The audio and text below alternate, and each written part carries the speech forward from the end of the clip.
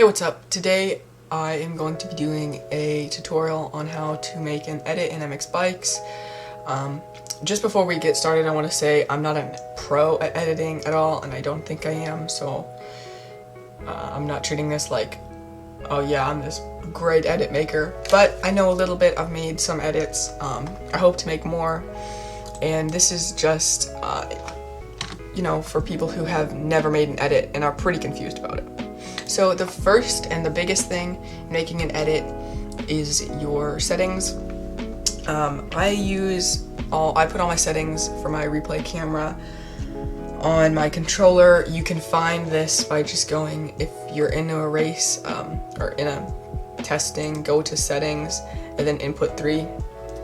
So you can set these all to what you want. So the move left, right, forward, and backwards is my left stick, and then the rotate is my right stick, and then the move up and move down is on my D-pad.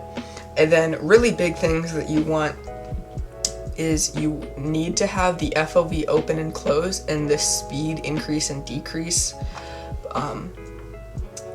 key, like bind it to something on your controller, or if you are using your keyboard, I would recommend using controller.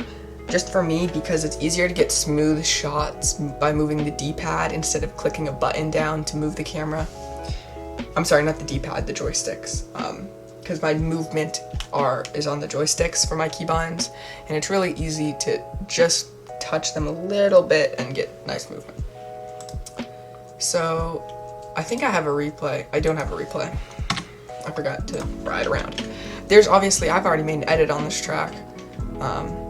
There's nothing that I care to make an edit about, but I don't know. If my controller would not black out. Let's just do something simple like hitting a jump, I don't know. It doesn't really matter, whatever, anything I can, give you guys as a thing. Okay, I just wanted to get, one to show you like an in-air type of edit, and then one on the ground. And then one big thing is different people have total different editing styles. Murray Productions, he has like a different type of editing that's more like zoomed in on the rider. He's amazing at edits. Yeah, he is 20 million times better than me. But whenever I make my edits, I don't really get too worried about zoomed in on the rider, but I actually like showing whips and jumps and wheelies and stuff. So once you have your keybinds, and this is what I was talking about, being able to just do smooth clips where I can move the camera like this and like this at the same time, and it's really easy to do that on controller. So if you've never gone into a replay ever, you want to turn your camera up here to free roam, and then that's what lets you actually move like this, and then you can experiment. But whatever your FOV in is, or like whatever makes your FOV increase, like that is a big part in your edits. You never want to be doing an edit like this with your FOV all the way out, because to even see your rider, you're gonna have to be so close and it's gonna look really bad. But instead, you can go farther out and then be kind of zoomed in on the rider, and it just looks a lot better. And then also the speed increase and decrease, that's not of the rider, that's of your actual camera. Right now, as you can see, my camera's moving very quickly. But if you want to get slow shots, let me hit the decrease button. So all the way increased, this is how fast it moves just with my D-pad all the way, or I keep saying D-pad, with my joystick all the way to the right, that's how much it moves. All the way to the left, that's how fast. If I slow it down, which is my bumpers, that's how slow it moves all the way to the right. So you might be thinking that's way too slow, but you can adjust it by each click. But having it slower can really help you get smooth shots if you're not that good at just like barely like touching it. Because even on pretty fast, I can get kind of smooth ones, but it's a lot easier if you slow it down, and then you can, get all the shots that you want. So let's hit that. And obviously when you're editing, you never want to have this here, so if you hit spacebar, that goes away. And then one very important thing we'll talk about is the D-pad, which is the only reason that sometimes it's kind of hard to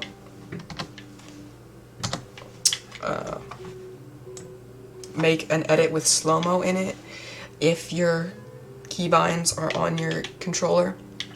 So, alright, let's just get the camera over here, and then if we look down here at this question mark, this shows us the number pad keybinds, which, if you hit number 2 down here, that's actually what makes it go into slow motion. I did not mean to hit escape, my bad. But slow motion in edits is something that is very big. It makes it look a lot cooler. So 5 and 2 are really the only buttons you need. 5 is what unpauses it. 2 is what puts it into slow motion.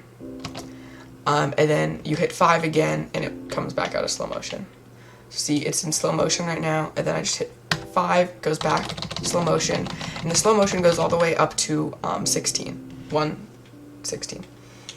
And then you hit 5 again, it goes away.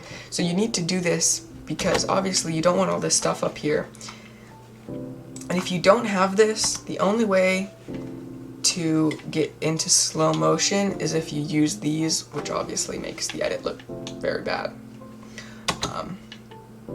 So I'm not doing this to release, so it doesn't really matter how bad it is. So if you're like right here, then you hit 5, so you're now moving, and then obviously there's nothing cool about that shot. But then you can ride up and zoom up. Now I am all the way in on my FOV. If we hit out, you'll actually see just how far our camera is back. So there's a big difference, and it makes it look a lot better. You don't always have to be all the way zoomed in. You can be out a little bit, but you just never want to be following your rider up like this. It doesn't look good. And then one huge thing is you never want your edits to look like this.